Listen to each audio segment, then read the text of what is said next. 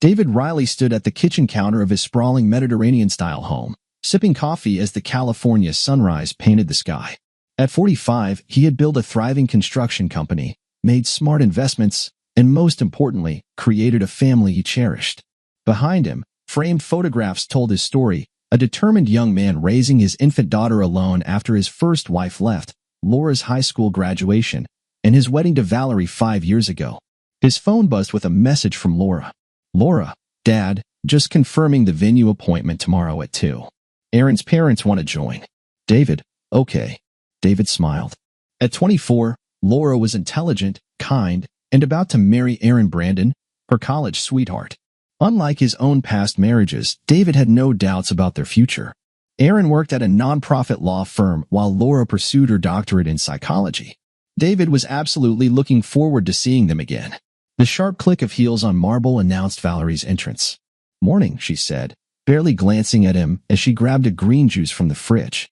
At 36, Valerie Palmaruso was as striking as ever, tall, slender, with auburn hair and piercing green eyes. They had met at a charity gala, their chemistry instant. Within a year, they were married.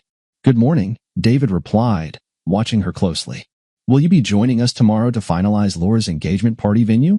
Valerie pursed her lips as she scrolled through her phone. "Something's come up at work.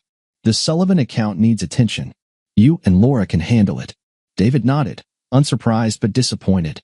It was becoming a pattern, Valerie's increasing detachment from family events, particularly those involving Laura. "It would mean a lot to Laura if you came," he tried again. "She specifically asked for your input on the menu selection."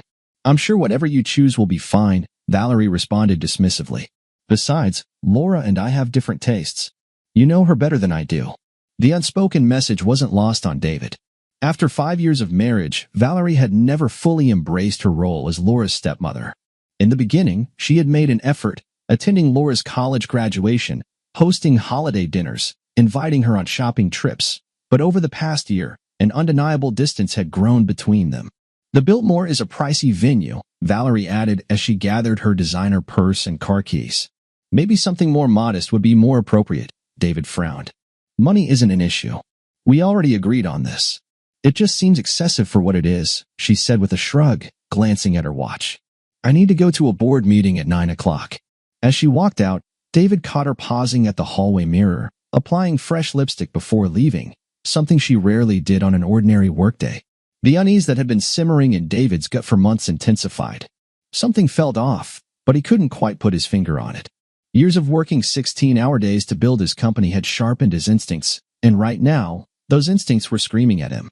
Later that evening, David sat in his home office reviewing blueprints for a new development when his phone rang. It was Brandon Rodriguez, his oldest friend and business partner. "How's it going, David?" Brandon's familiar voice was a welcome comfort. They had known each other since their early days in construction, back when they slept in Brandon's van between jobs because David couldn't afford rent after his first wife left. "Something's off with Valerie," David admitted. "I've been feeling it for months." Brandon was silent for a moment before suggesting, "Want Megan to invite her for lunch?" "My wife has a sixth sense about these things." David sighed. "No, I need to figure this out myself." He exhaled, shifting gears. "How's the Westlake project coming along?" They discussed business for another 20 minutes before hanging up. Afterward, David leaned back in his chair, eyes drifting to a photo of Valerie from their 3rd anniversary trip to Santorini. In that picture, her smile reached her eyes. He couldn't remember the last time he'd seen that kind of happiness in her. Just as he was about to shut his laptop, a new email notification popped up, the monthly credit card statement. Normally, he wouldn't have reviewed it immediately, but tonight, his unease compelled him to open the file. He scrolled through the charges methodically. Salon appointments, clothing purchases, business lunches, nothing unusual. Then his finger paused over an unfamiliar transaction, Trenton Hotel, for $187. David frowned. The Trenton was a boutique hotel downtown. Had Valerie mentioned hosting clients there? Another charge caught his attention from the same day, Amazon restaurant, $312. His stomach tightened. He reached for his phone and opened his calendar app. 3 weeks ago, on that same day, a Tuesday, Valerie had told him she was having dinner with her college friend Charlotte, who was visiting from Seattle. His throat went dry. He scrolled further, finding more unexplained expenses at different hotels, a jewelry store purchase for items he had never seen her wear, and late-night ride services on evenings she had claimed to be working late. David shut his laptop slowly, his mind racing. He wasn't the jealous type, never had been. He had always trusted Valerie, never feeling the need to question her whereabouts or monitor her spending. But this was different. These discrepancies couldn't be ignored. He thought about Laura's upcoming engagement party, about the family they were trying to build. Whatever was happening, he would deal with it. But not now. Laura's happiness came first. The Biltmore estate gleamed under the afternoon sun, its elegant architecture and manicured gardens providing the perfect backdrop for what should have been a joyful occasion. David stood alongside Laura, Aaron, and Aaron's parents, Walter and Patricia Brandon, as the event coordinator led them through the venue. This space would be perfect for the engagement dinner, the coordinator explained, gesturing to a terrace that overlooked the gardens. We can comfortably accommodate your 80 guests with space for dancing afterward. Laura squeezed David's arm, her eyes sparkling with excitement. It's exactly what we imagined, Dad. What do you think? David looked at his daughter, forcing aside the lingering unease that had followed him since last night. He smiled. It's perfect, sweetheart. If this is what you want, then it's done. Patricia Brandon, a warm-hearted woman with dark hair streaked with silver, nodded approvingly. The flowers would look lovely arranged along these columns. And that view is spectacular, she remarked, admiring the venue. The coordinator beamed. Excellent. Now, regarding the deposit to secure the date, I'll take care of it today, David interjected, pulling out his checkbook. As they finalized the details, David's phone buzzed with a text from Valerie. Running late at the office. Don't wait up for dinner. Another late night, the third one this week. After saying goodbye to Laura and the Brandons, David drove home in thoughtful silence. But instead of turning into his driveway, he made a split-second decision and kept driving toward downtown. 20 minutes later, he parked across from the sleek glass building that housed Palmer White Marketing, Valerie's firm. The office lights were still on in several windows, typical for a company known for its demanding work culture. David wasn't proud of what he was doing, but he needed to know. He waited in his car, watching the parking garage exit. At 8:47 p.m., Valerie's white Audi appeared. David started his engine but didn't immediately follow. He watched as the car pulled over half a block away. Moments later, a tall man with dark hair flecked with silver approached and got into the passenger seat. David's hands tightened on the steering wheel as he recognized him. Dr. Thomas Henry, a cardiologist they had met at a hospital charity gala last year. The same man Valerie had once dismissed as arrogant and full of himself. The Audi pulled away, and David followed at a distance. Years of scouting prime real estate had taught him how to remain unnoticed. They drove for 15 minutes before pulling into the underground parking of an upscale apartment building in the Arts District. David parked across the street, watching as Valerie and Thomas got out of the car. They walked close together, but without touching, maintaining plausible deniability in public. Then they disappeared into the building. For over an hour, David sat in his car, a cold numbness spreading through him. When he finally drove home, the house was dark and silent.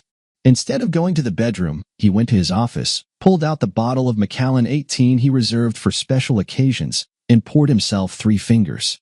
The next morning, Valerie was already gone when David awoke on the office couch.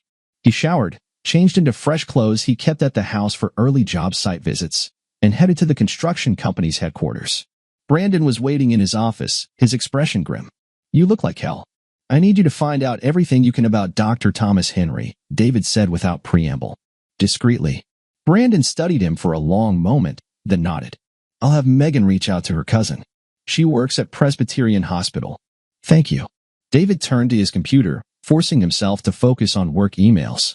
David, Brandon said quietly. Whatever's happening, don't make any decisions when you're angry. David looked up at his oldest friend. I'm not angry yet. Just gathering information.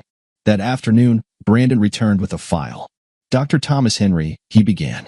44, Chief of Cardiology at Presbyterian Hospital, divorced 3 years ago from Dr. Caroline Henry, a dermatologist. They share custody of their teenage son. Respected in his field, brilliant, but known for being arrogant. He flipped the page. Recently purchased a luxury apartment in the Arts District. And according to Megan's cousin, there are rumors he's been seeing a married woman. Brandon added, staff has noticed expensive gifts arriving at his office and long lunch breaks where he disappears. David closed the file. I need one more favor. Name it. I want Ramirez to follow Valerie for the next week. Document everything. Brandon frowned. David, are you sure? I need to know what I'm dealing with before I confront her, David said firmly. Laura's engagement party is in 3 weeks. I won't ruin that for her. That evening, when Valerie arrived home around 9, David was in the kitchen preparing dinner as if nothing were amiss. You cooked? Valerie asked, surprise evident in her voice as she set down her purse. I thought it might be nice to have a meal together, David replied, keeping his tone casual. It's been a while since we've had time to talk. Something flickered in Valerie's eyes, discomfort, perhaps guilt, before she forced a tight smile. That's thoughtful. Let me freshen up. Over pasta and wine, David asked about her day. She spoke at length about the Sullivan account, describing client expectations, marketing strategies, and budget negotiations in detail. Either she was telling the truth about her workload or she had become exceptionally skilled at weaving convincing stories. Laura's thrilled with the Biltmore for the engagement party, David mentioned, watching her reaction closely. The coordinator had great menu suggestions. That's nice, Valerie replied, taking a sip of wine. Though I still think it's a bit much for an engagement party. Most people would just have a small dinner. Laura's not most people.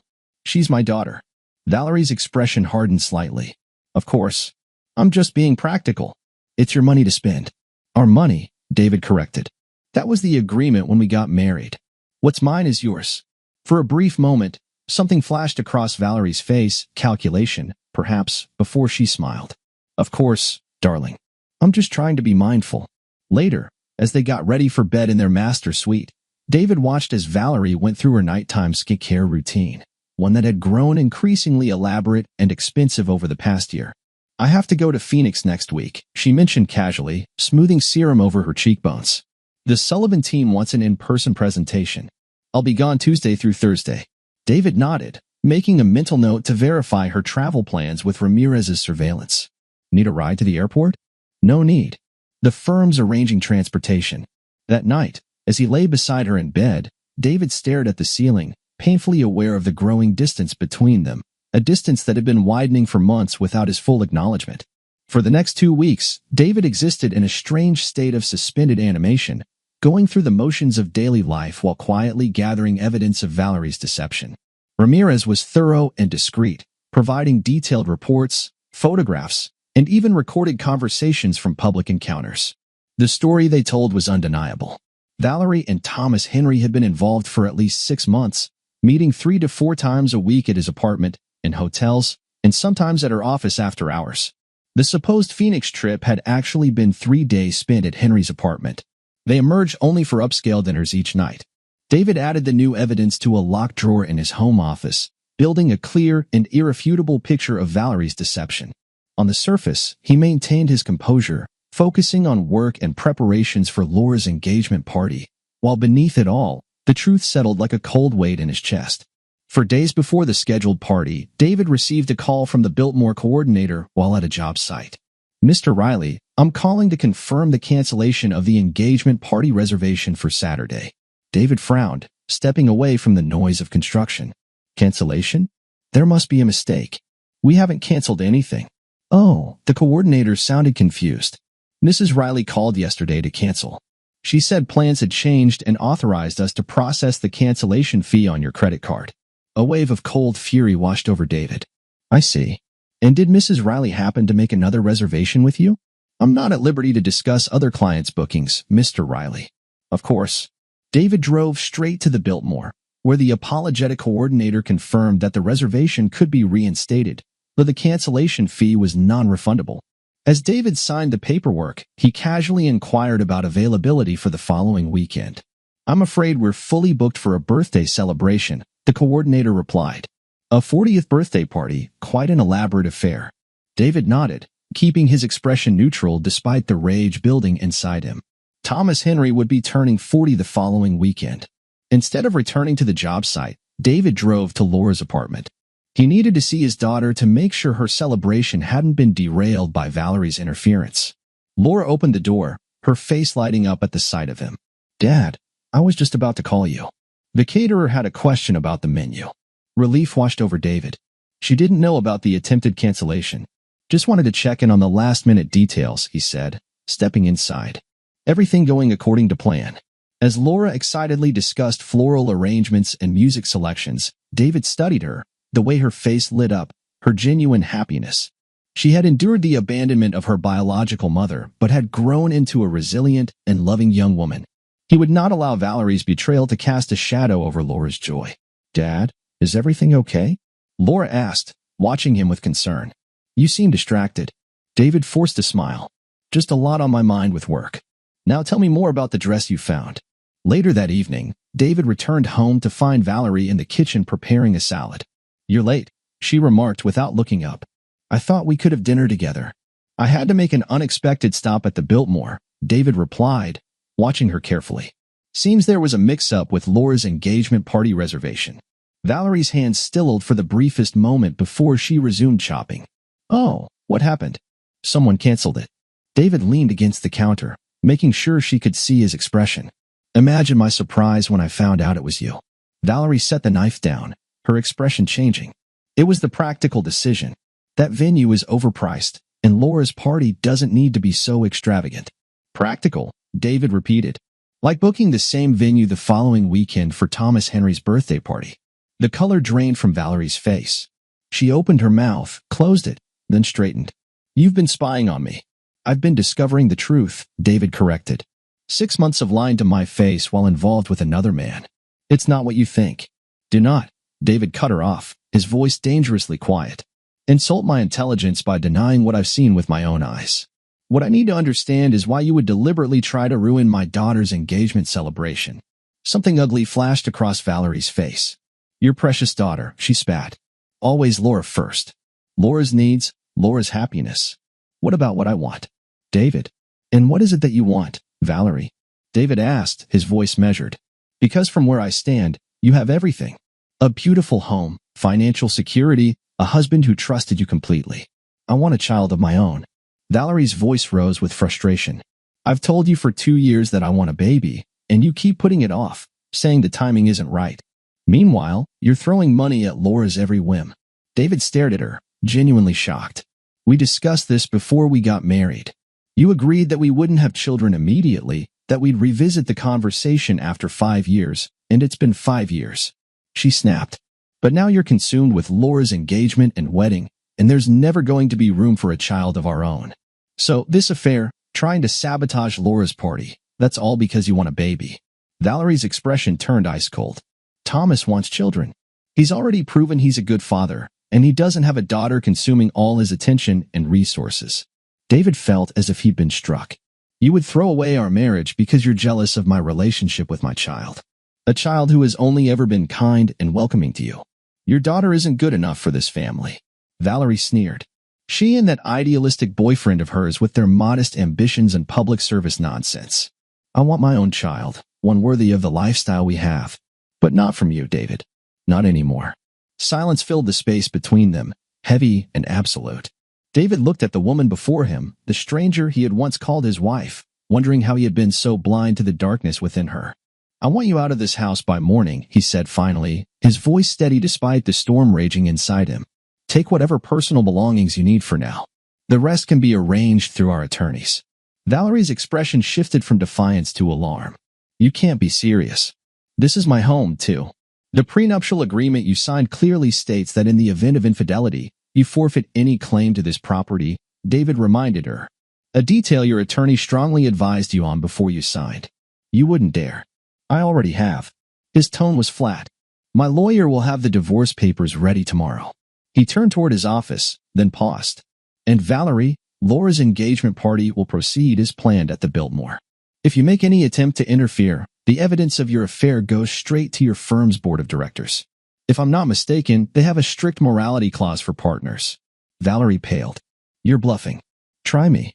David's voice was colder than she had ever heard it. "You made your choice. Now live with the consequences." He left her standing in the kitchen, trembling, whether from fury or fear, he didn't care. In his office, David poured himself a drink and picked up the phone to call Brandon. Plans needed to be made. Security measures implemented. Valerie had revealed herself as an enemy, and David Riley did not take attacks on his family lightly. What Valerie didn't realize, what no one except Brandon knew, was that David had survived far worse betrayals than hers. The poverty and abandonment of his youth had forged him into a man who appeared civilized on the surface but maintained the instincts of a survivor beneath. He had built his empire through strategy and unshakable resolve, one that had broken far stronger opponents than Valerie Palmer. She had declared war on the wrong man. The morning after their confrontation, David woke on his office couch to the sound of drawers slamming upstairs.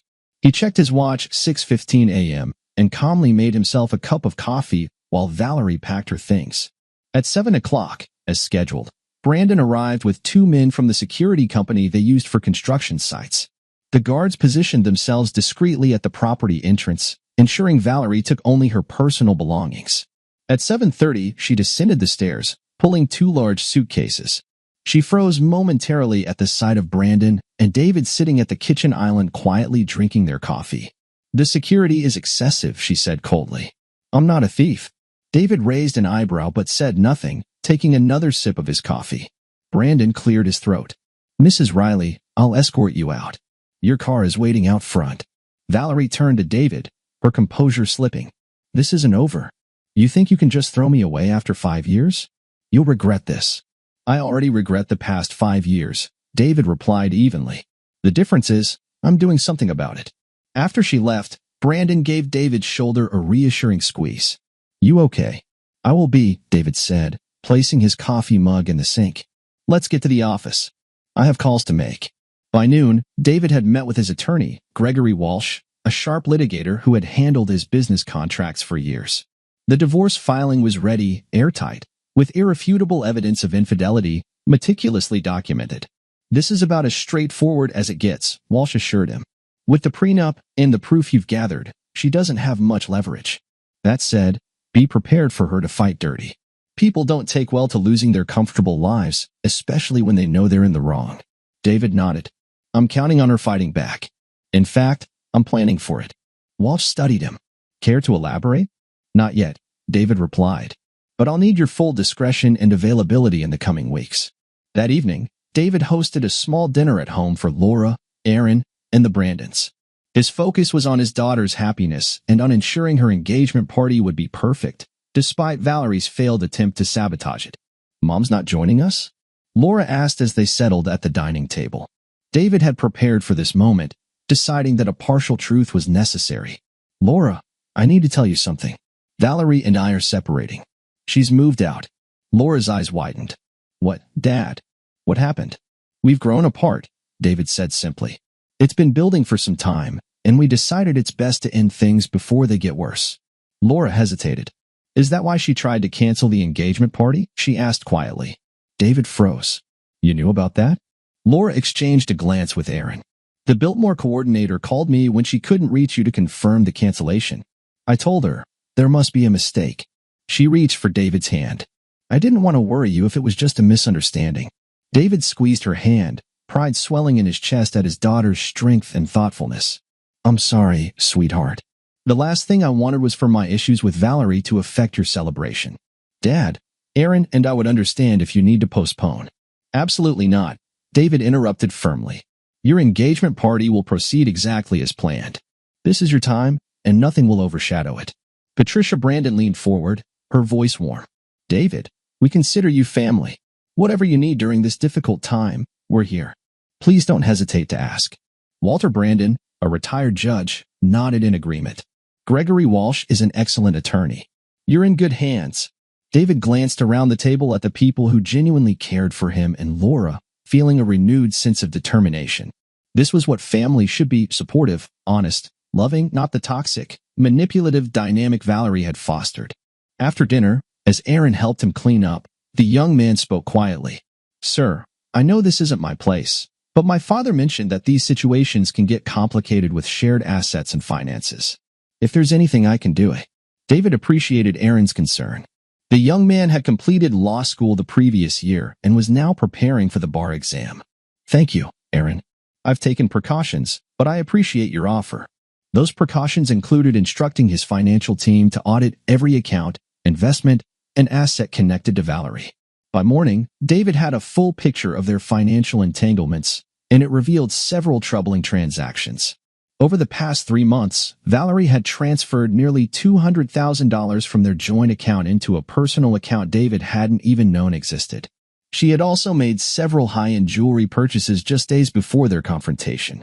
Most concerningly, there were multiple large cash withdrawals totaling over $5,000. Without hesitation, David moved to secure his remaining assets, enacting the financial contingency plan he had put in place years ago, after his first wife had abandoned him and their infant daughter, leaving him nearly bankrupt. He had sworn never to be financially vulnerable again. 2 days before Laura's engagement party, David received a call from his attorney. Valerie's lawyer reached out, Walsh reported. They're contesting the prenup, claiming she was coerced into signing it. They're demanding half the value of the house, half your business interests, and spousal support. David had expected this. What's their leverage? They're threatening to go public with claims that you were emotionally abusive, controlled her finances, and isolated her from friends and family. They specifically mentioned that if this hits the press, it could damage your reputation with clients and affect Laura's engagement celebrations. They're using my daughter's happiness to extort money, David said, his voice cold with anger. Tell them we reject their proposal entirely. We'll see them in court. And Greg, add extortion to the filing. Next, David called Brandon. It's time to implement Phase 2. An hour later, Brandon arrived with a USB drive. Everything you asked for. Financial records, text messages, emails, hotel receipts. Our guy accessed her cloud accounts using the passwords you provided from your shared password manager. David wasn't proud of this invasion of privacy. But Valerie had left him no choice when she threatened Laura. The files revealed far more than he had anticipated, detailed conversations between Valerie and Thomas Henry, not just about their affair, but their future together. They had discussed using the divorce settlement to fund their new life, with explicit mentions of their plan to marry once Henry expanded his practice to a new location. Most disturbingly, the messages were filled with mockery. Valerie complained about having to pretend to care about her stepdaughter's engagement to that dud, while Henry responded with sneering remarks about daddy's spoiled little princess. David copied select exchanges and then reached for his phone. Is Carmen still your contact at the Tribune? He asked Brandon. Yeah. Why? I think she might be interested in a story about Dr. Thomas Henry, specifically his misuse of hospital resources and potential violations of medical ethics. Among the files were records proving that Henry had leveraged his hospital position to obtain prescription medications for Valerie without proper medical consultation. He had scheduled fake patient appointments to create time for their rendezvous and had even diverted hospital donor funds for personal use, including the down payment on his apartment. Brandon let out a low whistle. That's career-ending stuff, David. He should have thought of that before he mocked my daughter and conspired to deceive me. David replied coolly, make the call. The morning of Laura's engagement party arrived sunny and perfect. David had arranged for extra security at the Biltmore, ensuring that neither Valerie nor Henry could disrupt the celebration. To his relief, the event unfolded beautifully. Laura, radiant in a pale blue dress, and Aaron, gazing at her with unmistakable adoration. Friends and family gathered to celebrate their love. During his toast, David looked around at the joyful faces and felt a rare moment of pure contentment, despite the storm he knew was brewing.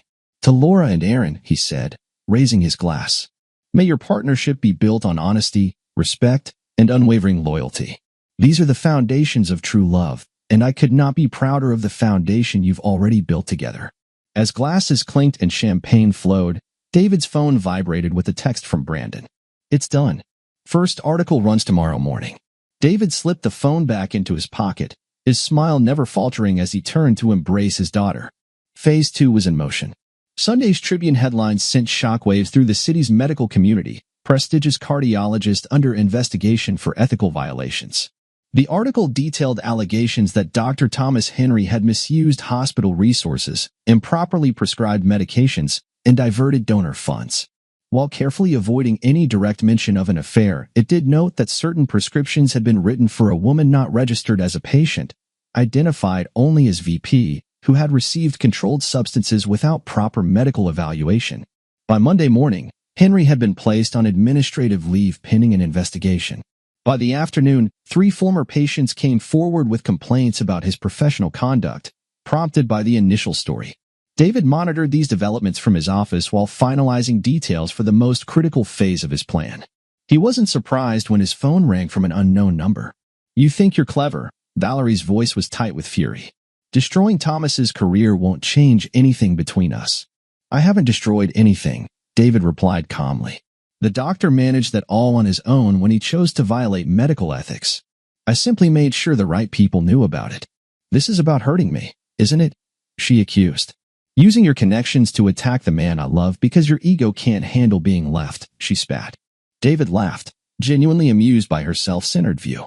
Valerie, not everything is about you.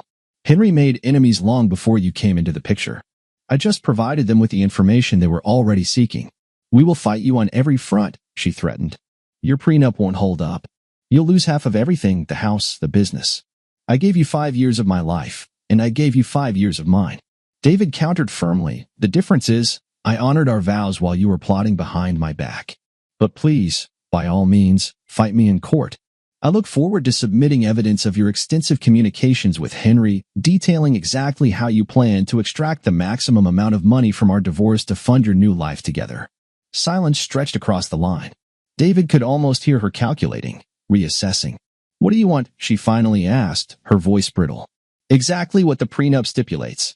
You leave with your personal property and the agreed-upon settlement. No claims on the house, the business, or additional support. And if I agree, she asked, then the matter ends cleanly. What happens to Henry professionally is between him and the hospital ethics board. After she hung up, Brandon entered David's office. That sounded productive. David shook his head. She's stalling. Their next move will be more aggressive. Are we prepared? Brandon nodded. Security systems upgraded at your house and Laura's apartment. Digital monitoring in place.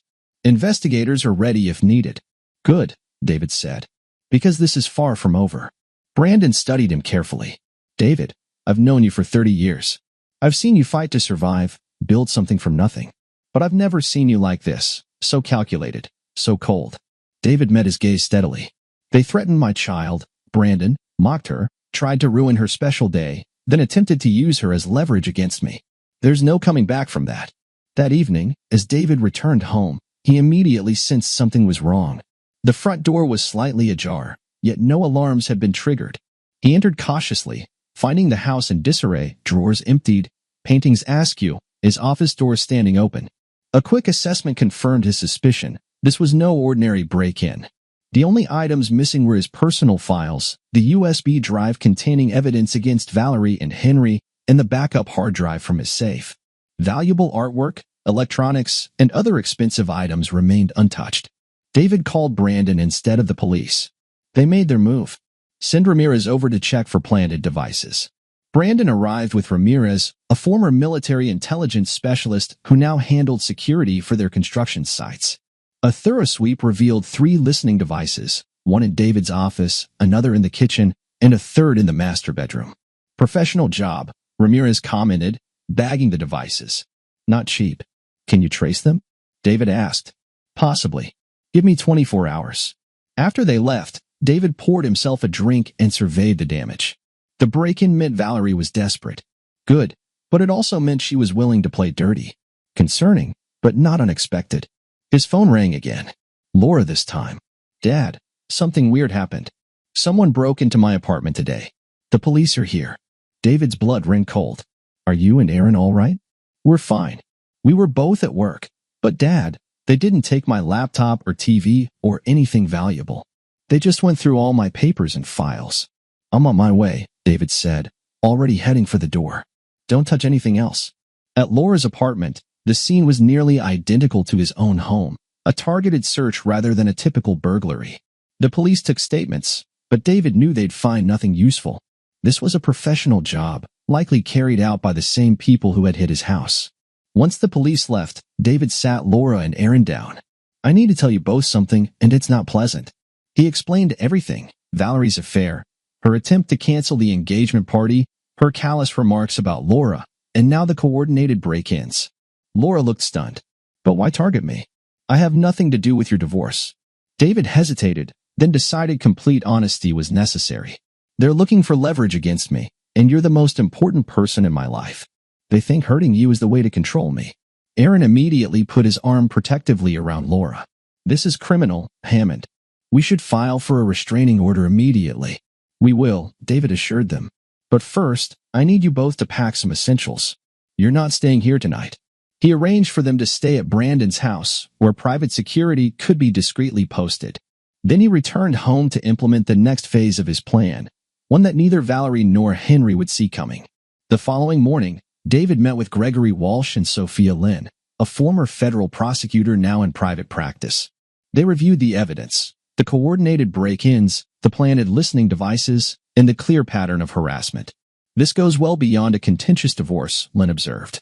"With evidence of prescription fraud, financial impropriety, breaking and entering, and electronic surveillance, we have grounds for both criminal charges and civil action." Walsh nodded. "The problem is proving who orchestrated the break-ins.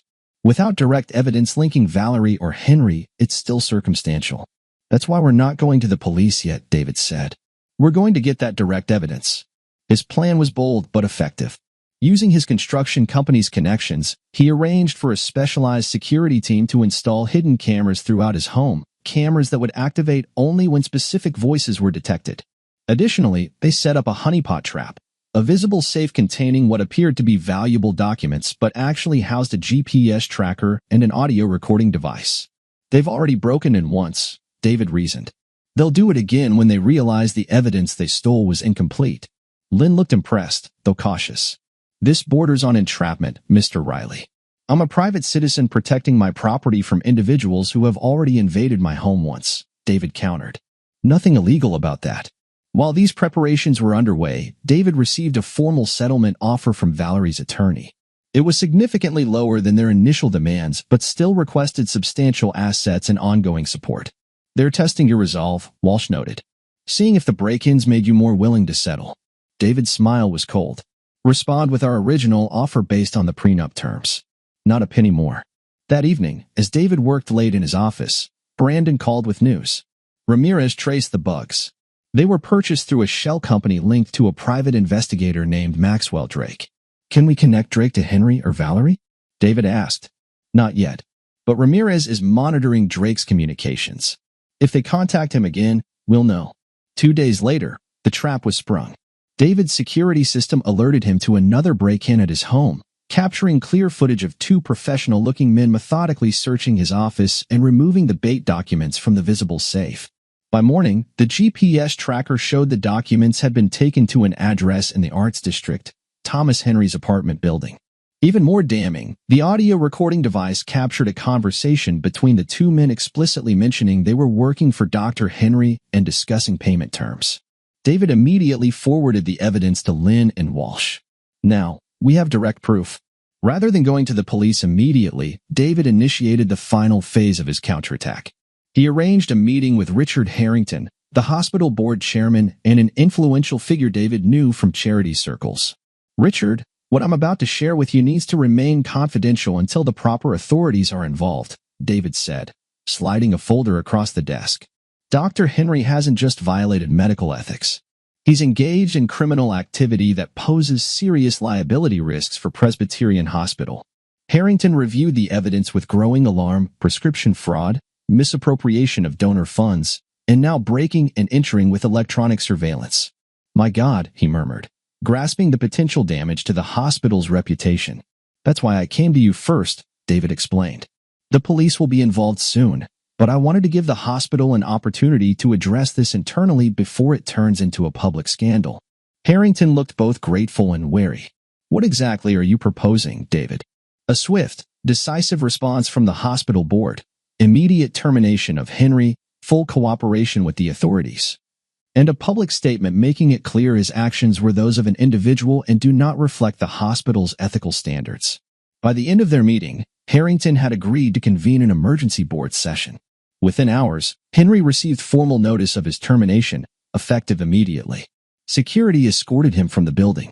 Only then did David, through his attorneys, file formal criminal complaints against both Henry and Valerie for orchestrating the break-ins, illegal surveillance, and harassment. That evening, as David sat in his home office reviewing the day's events, his phone rang from an unfamiliar number. "You've ruined me." Thomas Henry's voice was ragged with fury. "Do you have any idea what you've done?" "I've done nothing but expose the truth, Dr. Henry," David replied calmly. "Your choices led to these consequences, not mine. This isn't over. Valerie and I, Valerie, and you are finished. David cut him off. The police have the evidence linking you both to the break-ins at my home and my daughter's apartment. Criminal charges are being filed as we speak. A long silence followed. Then Henry finally asked, "What do you want?" Echoing Valerie's earlier words. "I want you both to disappear from our lives," David stated simply. "Accept the consequences of your actions, leave this city, and never contact me or my family again. And if you don't, then I won't stop at the criminal charges. I'll pursue every legal avenue to ensure neither of you ever rebuilds your life or reputation." "That's not a threat, Dr. Henry. It's a promise." With that, David ended the call. Pouring himself a small drink, he gazed out over the city lights. The battle was shifting in his favor, but he knew better than to underestimate wounded adversaries. Valerie and Henry had lost much, but not everything. Not yet. And they had yet to respond to the criminal charges. David remained vigilant. The war wasn't over. The criminal complaints against Valerie and Thomas Henry ignited an immediate media firestorm. Headlines blared about the disgraced cardiologist and his married girlfriend accused of orchestrating break-ins and harassment. Presbyterian Hospital issued a public statement condemning Henry's actions and reaffirming its commitment to ethical standards. Valerie's marketing firm placed her on administrative leave, pending an internal investigation.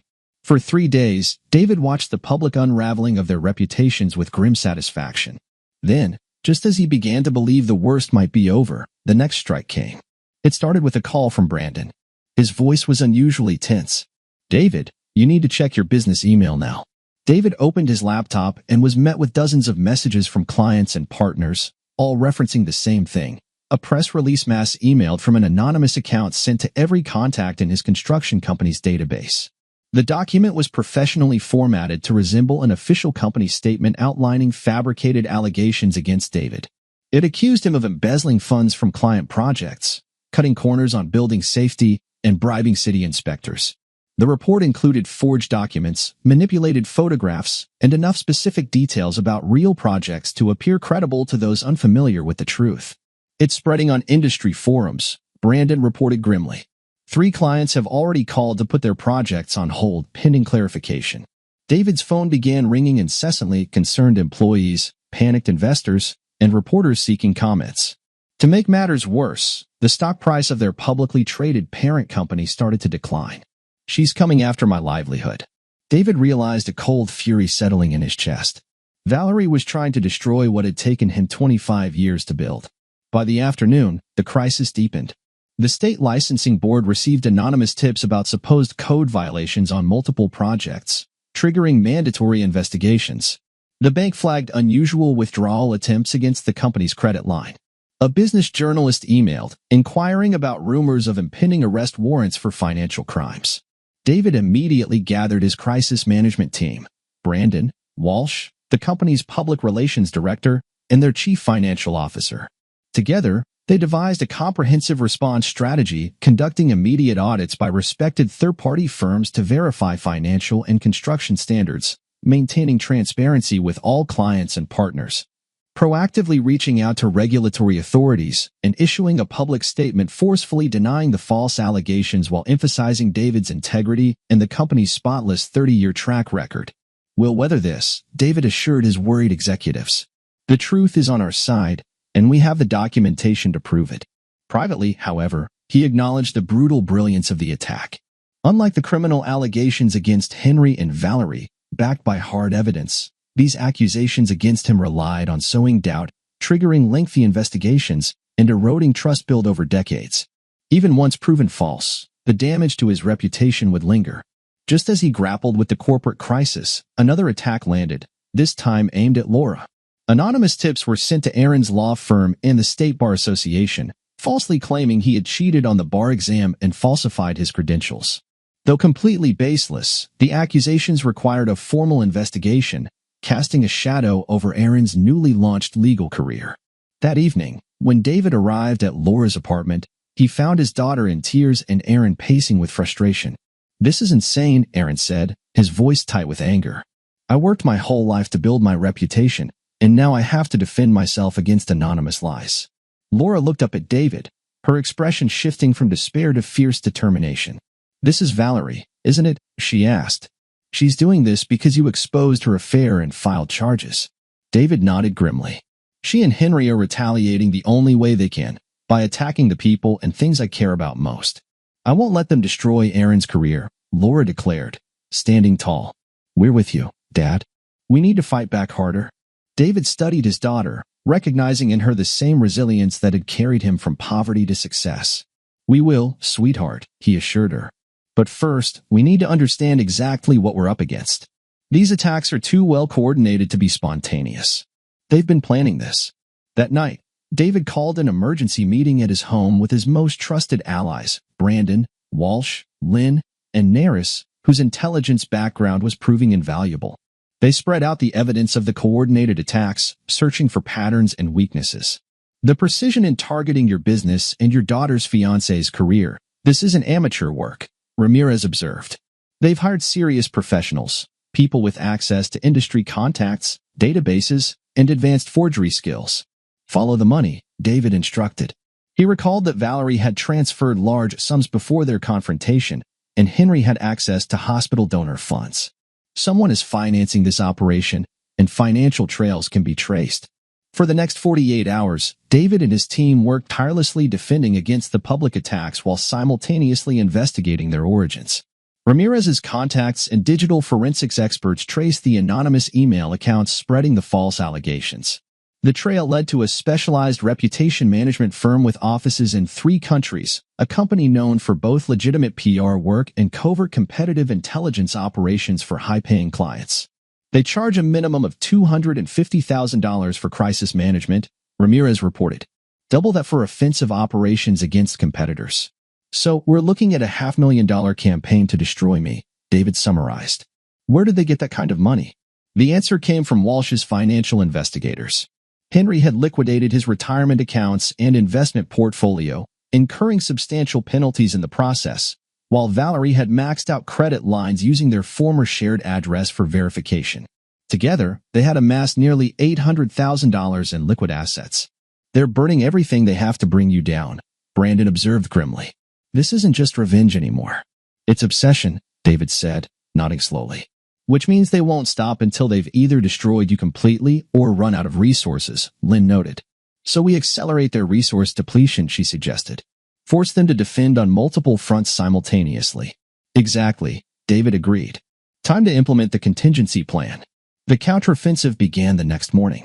First, David's legal team filed emergency injunctions against both Valerie and Henry, citing an ongoing pattern of harassment and defamation. The filings included all the evidence gathered so far, creating a public record of their actions accessible to journalists and investigators. At the same time, David arranged private meetings with key industry leaders, regulatory officials, and financial partners, presenting detailed documentation that disproved the false allegations against his company. His transparency, along with the comprehensive nature of his evidence, helped rebuild trust and stabilize the company's position. For Aaron's case, they took a different approach. Rather than merely defending against the false accusations, they went on the offensive. They filed formal complaints against the anonymous accusers for submitting false reports, requested an expedited review by the Bar Association, and provided extensive documentation of Aaron's academic and professional record. We're not just responding to their attacks, David explained to his team. We're forcing them to respond to ours. The strategy quickly yielded results. Within days, the reputation management firm, facing potential legal exposure for its role in spreading false information, dropped Valerie and Henry as clients. 2 financial institutions flagged unusual transactions in their accounts, freezing access pending further investigation. Meanwhile, the police investigation into the break-ins accelerated, leading to search warrants executed at both Valerie's temporary residence and Henry's apartment. Yet even as these pressures mounted, Valerie and Henry launched one final devastating attack, this time targeting David personally rather than professionally. It arrived in the form of a package delivered to Laura's apartment. Inside were photographs, letters, and documents purportedly proving that David had abandoned his first wife rather than the other way around, engaged in multiple affairs throughout both marriages, and hidden assets offshore to evade financial obligations. The evidence was entirely fabricated, sophisticated forgeries mixed with manipulated photographs and fabricated communications, but it was carefully crafted to create doubt and inflict emotional pain. Included in the package was a handwritten note addressed to Laura. Ask your father about his real past. You deserve to know who he truly is." When Laura called David, he could hear the uncertainty in her voice. "Dad, I know this is probably all lies, but some of it looks so real. The dates, the details." "That's exactly what they want," David said quietly. "To make you doubt me, to drive a wedge between us. And that's the one thing I can't defend against with lawyers or evidence. Your trust in me." "I do trust you," Laura insisted. "But I need to hear it from you, the truth about Mom." David sighed heavily. "Bring everything to the house tonight. We'll go through it together, and I'll tell you exactly what's true and what isn't." That evening, David sat with Laura and Aaron at the dining room table. The fabricated evidence was spread out before them. Piece by piece, he walked them through the real circumstances of his first marriage, presenting authentic documents and photographs from his personal archives that directly contradicted the forgeries. "Your mother left when you were 8 months old," David said gently. "She decided that marriage and motherhood weren't what she wanted. The abandonment papers are in my safe deposit box, the real ones, not these forgeries. She officially terminated her parental rights when you were 3. Laura studied the conflicting documents, her analytical mind, so much like David's, carefully separating fact from fiction. "They went to extraordinary lengths to create this," she observed. "The attention to detail, the research into your past. Because they knew," David explained, "that losing your trust would hurt me more than losing any amount of money or professional standing. That's why they saved this attack for last, when everything else had failed." Aaron, who had been carefully examining the documents with his legal expertise, suddenly looked up. "Mr. Riley, some of these forgeries use letterheads and signatures that would only be available from court records or legal filings. They must have access to sealed documents." David exchanged a glance with Brandon, who had been quietly watching from the kitchen doorway. "That means they have someone inside the court system or a law firm helping them," Brandon said. Checking his phone, he added, "Maxwell Drake, the private investigator who supplied the surveillance equipment, has been arrested. He's facing multiple charges and is reportedly willing to cooperate." "Good," David said grimly, "because we need to know everyone involved in this conspiracy, all the way to the top." As Laura and Aaron carefully gathered the documents for safekeeping, David stepped onto the back patio with Brandon, staring out at the darkening sky. "They've played their final card," David murmured. "Used their last resources. Deployed their most personal, most painful attack." Brandon nodded. "And it failed. Laura knows who you are." "Which means," David said, turning to his oldest friend, "it's time for us to end this once and for all." Brandon studied him carefully. "Are you sure? Once we set this in motion, there's no going back." "They tried to destroy everything I've built, everything I love," David replied, his voice quiet but resolute. "They targeted my daughter, my livelihood, my reputation. There's already no going back." As night fell over the city, David Riley made peace with what was coming next. The final move in a battle that had evolved far beyond a divorce or an affair had become a war for survival. And David Riley had not endured poverty, abandonment, and decades of ruthless business competition by showing mercy to those who sought to destroy him. The counterattack would begin at dawn. As the first light of dawn illuminated the city, David Riley stood in his kitchen preparing coffee with the same methodical precision that defined everything he did. Today would determine the outcome of the war that Valerie and Henry had initiated, and David intended to emerge victorious. His phone rang. "Ramirez, right on schedule. Everything's in place, sir. Operation commences in 30 minutes. Good.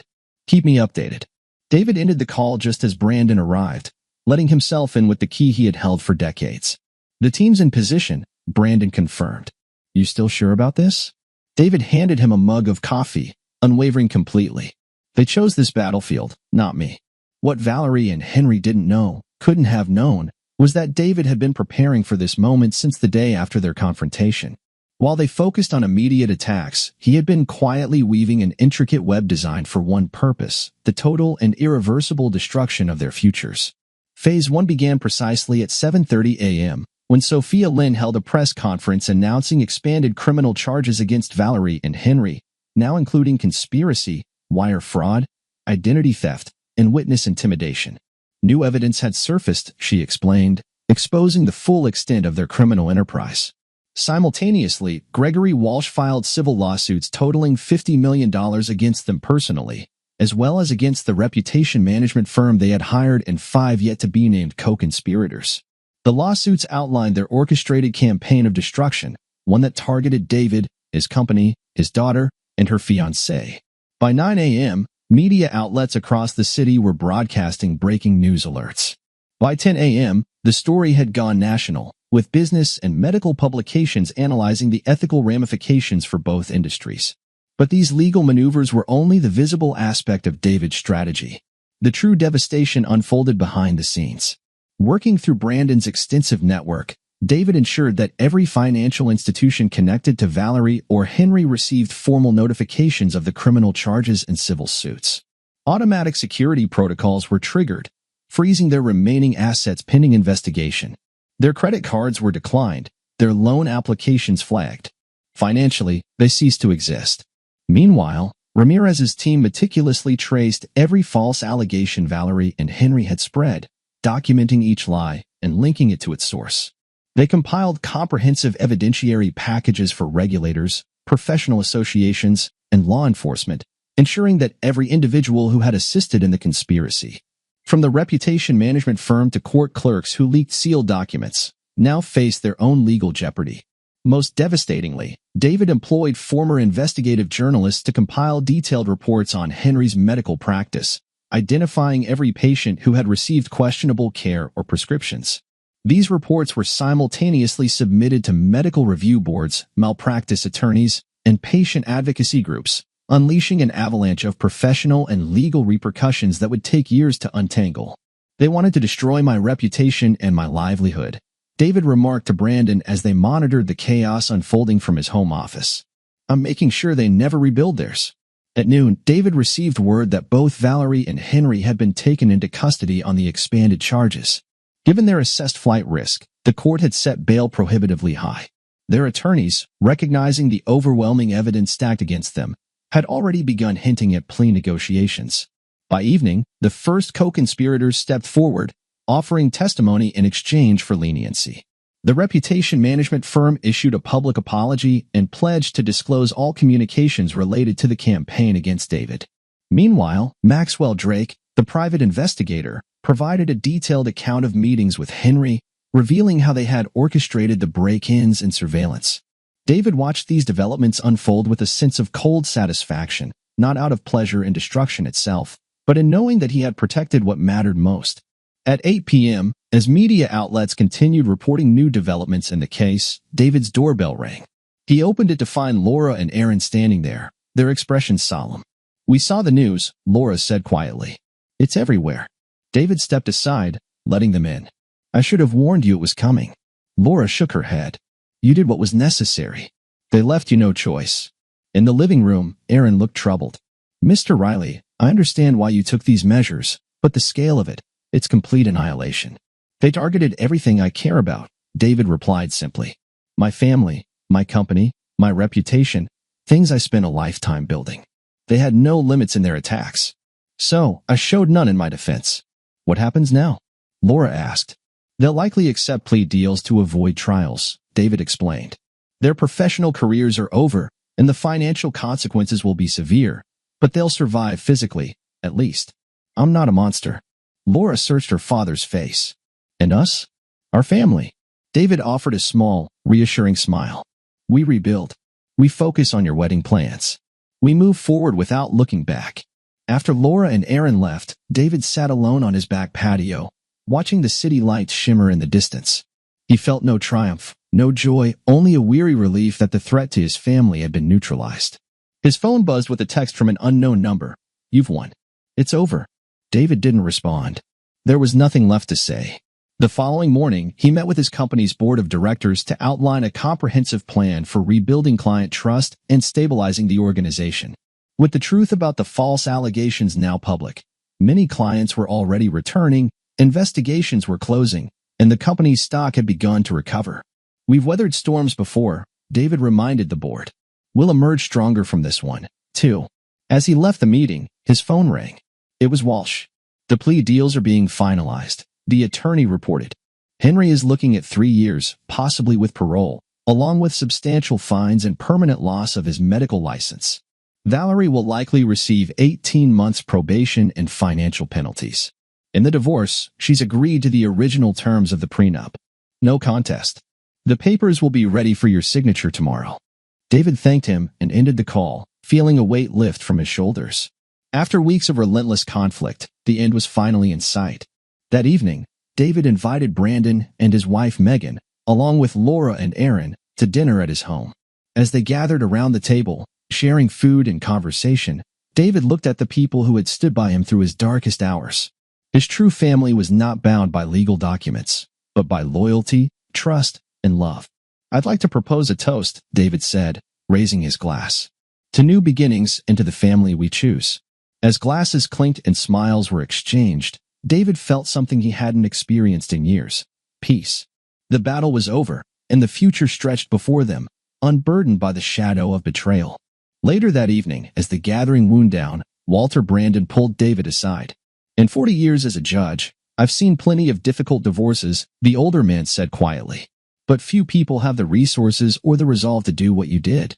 David gave a small nod of acknowledgement. In the end, it wasn't about the divorce. It was about protecting what matters most. Walter studied him for a moment before continuing. "That's why Aaron respects you despite his concerns about your methods.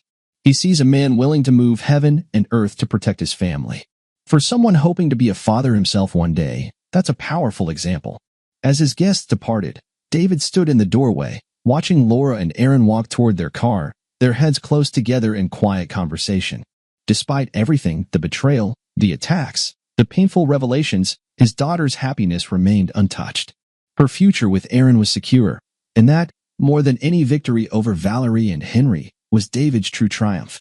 6 months had passed since Valerie and Henry were arrested, and life had settled into a new normal for David. The divorce was finalized with Valerie receiving only what was stipulated in the prenuptial agreement. His company had not only recovered but was thriving, with 3 major projects underway. Most importantly, Laura and Aaron's wedding plans were moving forward with joyful momentum, their special day now just 2 months away.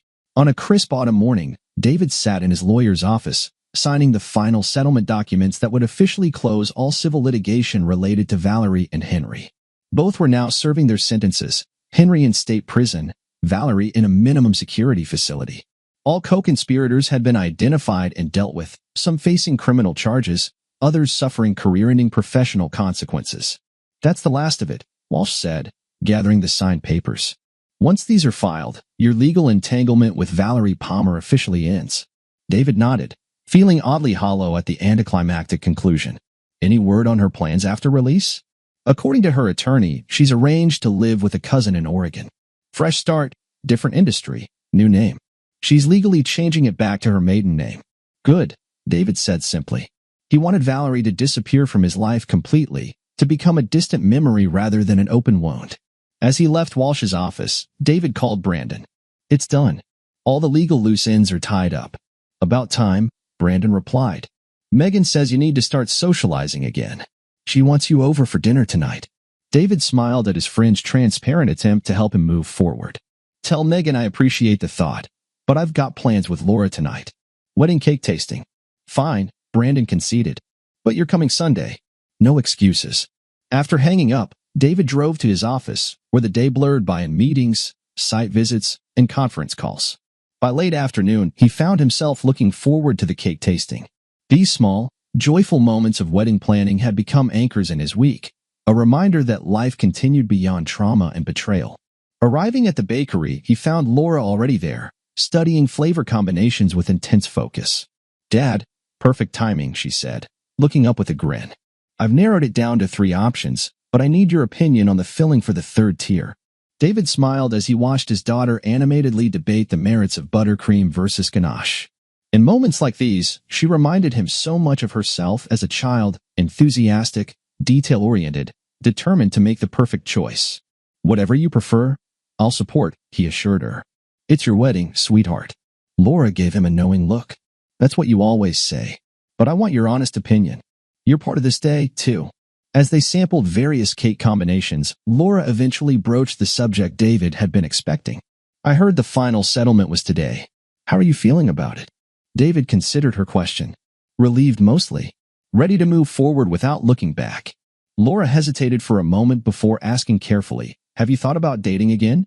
"It's been 6 months since Valerie left." "I'm not sure I'm ready for that," David admitted. "The business is demanding right now, and I'm focused on your wedding." Laura reached across the table and squeezed his hand. Dad, you deserve happiness, too. Not everyone is like Valerie or Mom. David nodded, appreciating her concern, though he knew she couldn't fully understand his hesitation. 2 failed marriages had left him wary of trust and vulnerability. The idea of opening himself up again felt overwhelming. After the cake tasting, they walked to their cars, Laura still buzzing with wedding details. Before parting, she hugged him tightly. I'm proud of you, Dad, for everything. Driving home, David reflected on her words. Pride wasn't an emotion he had associated with the past 6 months. Necessity, survival, justice, those had been his guiding principles during the ordeal with Valerie and Henry. But perhaps there was something to be proud of in having protected what mattered most and refusing to let betrayal destroy him. At home, he poured himself a small whiskey and stepped onto the back patio, watching the sunset streak the sky in vivid shades of orange and pink. His phone buzzed with an email notification, another wedding-related decision requiring his input. As he opened it, a different message caught his eye, a notification from the Prison Systems Victim Services Program. Valerie had requested a meeting. David stared at the message, a cold knot forming in his stomach. After everything, the betrayal, the attacks, the legal battles, what could she possibly have to say that he needed to hear? His first instinct was to delete the message and block future communications. He had no obligation to grant her request. No reason to reopen wounds that were finally beginning to heal. Yet, something curiosity, perhaps, or a lingering need for final resolution, made him hesitate. Whatever Valerie wanted to say, the meeting would take place under controlled conditions with guards present. There would be no possibility of manipulation or harm. Maybe, just maybe, hearing her out would bring the closure he hadn't fully achieved through the legal battles. After a long moment of thought, David typed a response. Request approved. Meeting scheduled for next Tuesday at 2 p.m. Setting down his phone, he wasn't sure if he had made the right decision.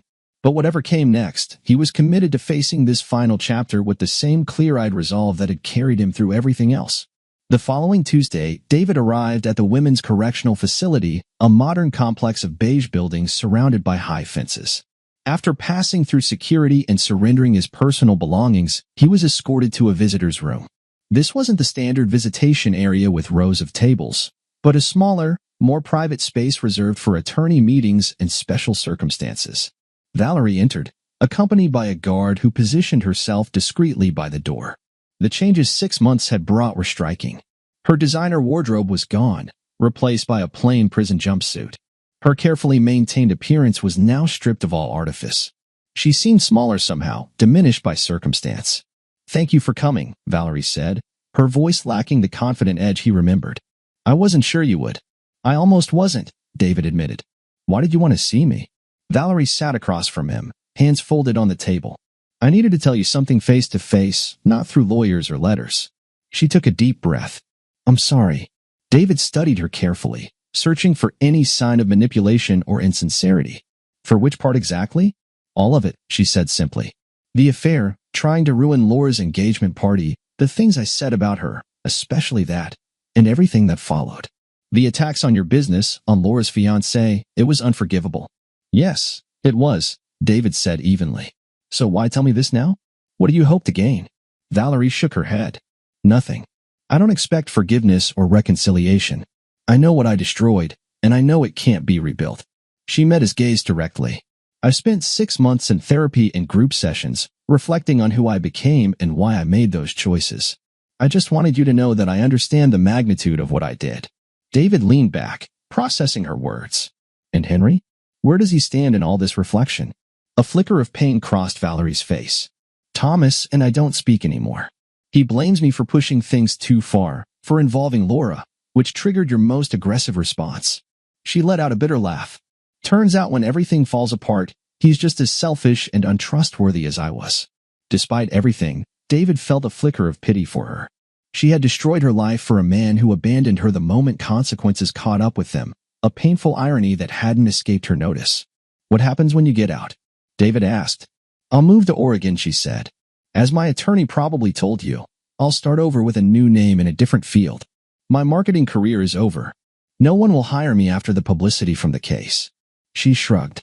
It's a fitting consequence for my actions. A heavy silence settled between them, the weight of their shared history lingering. Finally, David spoke. I didn't come here to offer forgiveness, Valerie. I came for closure, to understand why someone I trusted completely would try to destroy everything I cared about. Valerie nodded. I know. And the truth is, it was never about you. It was about me, my insecurities, my jealousy of Laura, my fear of aging without having a child of my own. When Thomas came along, offering what seemed like a solution passion, the promise of a family, excitement, I grabbed onto it without thinking about the damage I was causing. She paused. And after you exposed us, it became about pride and revenge. I couldn't accept that I'd been wrong, so I had to make you the villain. David considered her words, recognizing the painful truth in them. People rarely become monsters overnight. Instead, they slide into darkness through a series of small compromises, each justified by emotion or circumstance until they no longer recognize themselves. I appreciate your honesty, he said at last. And I hope you find peace in your new life. Valerie blinked back unexpected tears. You're a better person than I deserve. Laura is lucky to have you as her father. As David stood to leave, Valerie remained seated, suddenly looking small and alone. One last thing, she said. I left something for Laura with my attorney, a wedding gift. Nothing extravagant, just something meaningful. It's her choice whether to accept it. Of course, David nodded, neither promising to pass along the message nor refusing. With one final glance at the woman who had once been his wife, he turned and walked away, leaving behind the last remnants of a chapter in his life that had brought both joy and tremendous pain. Outside the facility, David sat in his car for several minutes, processing the unexpected emotions the meeting had stirred. There was no satisfaction in seeing Valerie reduced to her current state, no triumph in knowing she would spend years rebuilding her life from the ashes. Only a quiet acknowledgement that justice had been served, consequences met, and a natural order restored. As he drove home, David felt lighter somehow, as if the meeting had released tension he hadn't realized he was still carrying. Valerie's apology changed nothing about the past, but it had given him something he hadn't anticipated, permission to move forward without looking back.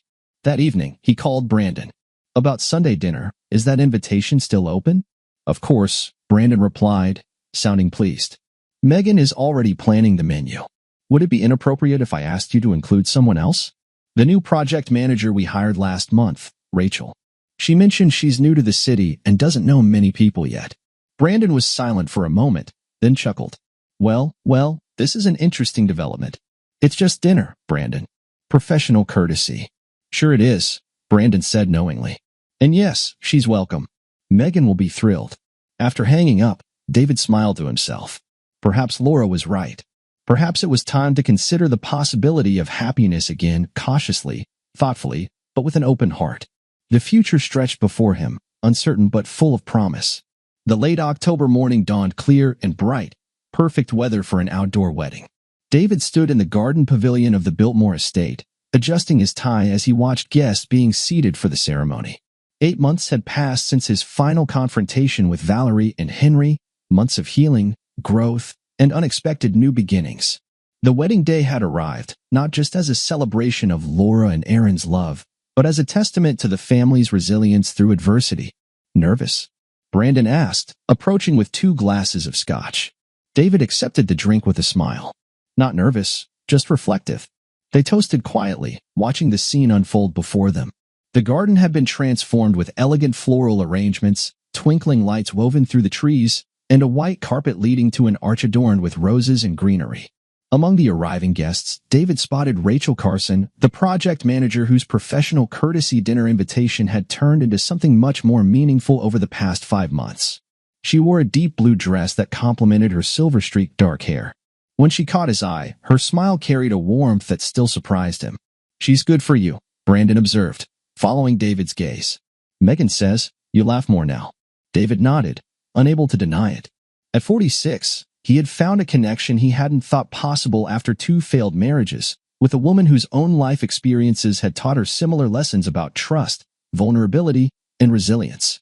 A coordinator appeared, signaling that it was time. David drained his glass and made his way inside to the bridal suite, where Laura waited with her bridesmaids. As he entered, the bridesmaids discreetly stepped out, leaving father and daughter alone. Laura stood before a full-length mirror, radiant in her wedding gown, a classic design with modern touches that perfectly suited her practical yet romantic nature. You look beautiful, sweetheart, David said, his voice thick with emotion. Laura turned to him, her eyes bright with unshed tears. Don't make me cry yet, Dad. The makeup artist will kill you. They laughed together before Laura took his hands in hers. Thank you, she said simply. For everything, for fighting for us, for never giving up. For showing me what real strength looks like. David squeezed her hands gently. You never needed me to show you strength, Laura. You've had it all along. Maybe, she conceded, but I learned how to use it from you. She reached for a small velvet box on the dressing table. I have something for you. David opened it to find a pair of cufflinks, simple platinum discs engraved with a compass rose design. They're beautiful, he murmured. So you'll always find your way, Laura explained. No matter what storms come. As David replaced his plain cufflinks with this meaningful gift, a knock sounded at the door. The coordinator peeked in. It's time. The ceremony unfolded like a dream. Laura, radiant on David's arm, as he walked her down the aisle. Aaron's face lighting up at the sight of his bride. Vows exchanged with heartfelt emotion before the family and friends who had stood by them through challenges and celebrations. David's gaze occasionally drifted to Rachel in the third row, her presence a quiet reminder that life continued to unfold in unexpected ways. When he had finally shared the full story of Valerie's betrayal and its aftermath, Rachel had listened without judgment. Her own divorce had taught her that relationships required both trust and boundaries, vulnerability and strength. As twilight descended and the garden twinkled with thousands of fairy lights, the reception carried on in joyful celebration. After Laura and Aaron completed their first dance, the band announced the father-daughter dance. David led Laura onto the floor as the familiar strains of What a Wonderful World filled the air, the same song they had danced to at her high school graduation. A tradition carried through life's milestones. Happy? He asked quietly as they moved across the floor. Completely, Laura answered, her smile luminous. And you? David glanced toward Rachel, who was chatting easily with the Brandons. Getting there, he admitted. One day at a time. As the dance ended, David made his way to Rachel's side, slipping an arm around her waist as they watched Laura and Aaron laughing with friends. You've raised an extraordinary young woman, Rachel observed. She's raised herself in many ways, David replied. I just tried to provide a foundation. Later, as the evening wound down and guests began to depart, David found himself alone for a moment at the edge of the garden, watching the celebration from a slight distance. The past 18 months had tested him in ways he never could have imagined, from Valerie's betrayal to the difficult battle that followed. From the threat to everything he had built to this moment of joyful resolution, he had emerged changed but not broken. Wiser about human nature but not cynical, cautious but still capable of connection. Most importantly, he had preserved what mattered most, his relationship with Laura, his integrity, and his capacity for renewal. Brandon approached, handing him a fresh glass of scotch. Penny, for your thoughts. David smiled at his oldest friend, just appreciating the view. They stood in comfortable silence, watching Laura and Aaron bid farewell to departing guests. Their easy affection and shared joy were evident in every interaction. You know, Brandon said thoughtfully, when this all started with Valerie's betrayal, I was worried about how far you might go for revenge. David nodded, understanding his friend's concern. In the end, it wasn't about revenge. It was about justice, about consequences, about making sure they couldn't hurt us anymore. And now Brandon asked, are you at peace with how it all turned out? David considered the question, thinking of Valerie serving her sentence, of Henry's ruined career and reputation, of the life he himself was rebuilding from the ashes of betrayal. Peace might be overstating it, he admitted. But I'm satisfied with the outcome. They made their choices, and I made mine. Rachel joined them, slipping her hand into David's with the easy familiarity they had developed. The newlyweds are about to leave for the hotel, she said. Want to say goodbye together? They returned to the celebration for final embraces, well wishes, and promises to reunite soon. As Laura and Aaron departed under a shower of rose petals, David felt a deep sense of completion, one chapter closing, another beginning. Later that night, as David and Rachel strolled through the moonlit gardens of the Biltmore, she asked the question he had been expecting. Do you ever regret how thoroughly you destroyed them, Valerie and Henry? David paused, considering his answer carefully. I regret that it became necessary. I regret that they chose a path that led to such consequences. But I don't regret protecting what mattered most to me. Rachel nodded. That ability to act decisively, that's what makes you who you are. It's what builds companies, protects families, and creates legacies. She glanced up at him. It's also what makes you both admirable and a little intimidating. David chuckled softly. I'm not sure how to respond to that. You don't need to, she assured him. Just know that I see you, all of you. Not just the successful businessman or the devoted father, but also the man who survived abandonment, who built something from nothing, who refuses to be a victim, and I'm still here." Her words touched something deep within him, the recognition he had always sought but rarely found, to be seen completely and accepted nonetheless. As they continued their walk beneath the stars, David reflected on the journey that had led him here. The path had been neither straight nor easy, marked by betrayal and battle, loss and victory. Yet here he stood, not merely surviving, but beginning to thrive again, surrounded by the family he had fought to protect and the possibilities of a future he had never imagined. The wounds would always remain, scars bearing witness to the battles fought and won. But they no longer defined him. What defined David Riley now was the strength he had forged through adversity, the loyalty he had earned through integrity, and the capacity for renewal that had even surprised himself. As Rachel's hand tightened in his, David allowed himself to feel something he had nearly forgotten: hope. Not the naive optimism of youth, but the hard-earned hope of a warrior who had faced his darkest battles and emerged victorious. Scarred, but undefeated, ready to build again on foundations that would not crumble. The night embraced them, full of promise and possibility, and David Riley, architect of his own destiny, stepped forward into the future he had fought so fiercely to secure. 1 year later, David stood on the balcony of his new home. A sleek, modern structure overlooking the ocean, designed by his own company as a testament to his fresh start. Behind him, the soft hum of conversation and laughter drifted through open doors, punctuated by the occasional clink of glasses. Inside, Laura and Aaron were sharing the news of their impending parenthood with close friends and family. David had known for weeks but had kept their secret, savoring the quiet joy of knowing he would become a grandfather in the spring. Rachel joined him on the balcony, sliding an arm around his waist. After a year together, they had decided to merge their lives more permanently. Marriage, however, remained a distant thought. Both had learned painful lessons about rushing into such commitments. "Penny, for your thoughts?" she asked, echoing Brandon's familiar phrase. David smiled, drawing her closer, just thinking about cycles, endings that become beginnings, losses that lead to unexpected gains. Rachel understood, as she always did. In the time since Laura's wedding, life had settled into new rhythms. Valerie had been released on parole and moved to Oregon, maintaining the silence and distance their final prison meeting had set. Henry remained incarcerated, his appeals exhausted, his former life irretrievably lost. David's company had not only recovered but thrived, expanding into new markets with innovative projects fueled by his renewed creative energy. Laura and Aaron flourished in their careers while preparing for parenthood. And David himself had rediscovered a capacity for happiness he had almost forgotten existed. "Come inside," Rachel urged gently. "Brandon is about to propose a toast. And you know how he gets if everyone isn't present for his dramatic moments." David chuckled, allowing himself to be led back into the warmth of the gathering. These were his people, Brandon and Megan, now the Brandons, joined by Aaron's parents, Laura and Aaron, radiant with happiness. Colleagues who had become friends, friends who had become family. As Brandon raised his glass, launching into one of his signature elaborate toasts, this time celebrating both the coming baby and the couple's first anniversary, David caught Laura's eye across the room. She smiled at him, a smile that carried both her mother's beauty and her own quiet strength, a strength forged in the same fires that had tempered his own. And in that moment, David Riley knew with absolute certainty that every battle had been worth fighting, every scar worth bearing. Because this circle of love and loyalty, this foundation of trust and resilience, was the true victory. Not the destruction of those who had betrayed him, but the protection and nurturing of what mattered most.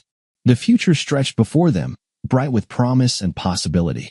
And David, once an architect of destruction, now stood as the architect of something far more enduring, a legacy of love that would outlast any betrayal, any battle, any storm. He raised his glass, his voice strong and clear in the room filled with those he cherished most. Dear listeners, please share your thoughts in the comments section below. And don't forget to like, share, and subscribe.